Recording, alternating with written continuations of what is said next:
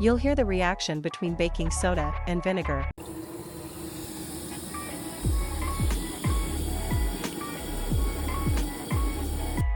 Hello folks, today I would like to share with you great hint.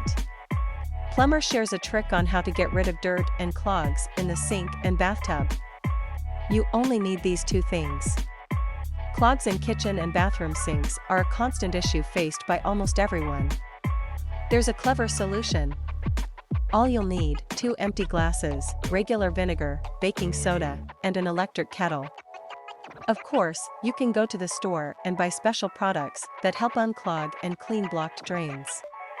But what to do when the problem arises at the most inconvenient time, and there's no opportunity to rush to the store? I once called a friend who is a plumber and had installed pipes in my new apartment.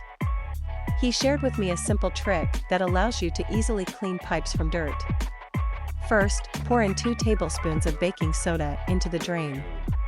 Second, pour vinegar into the drain.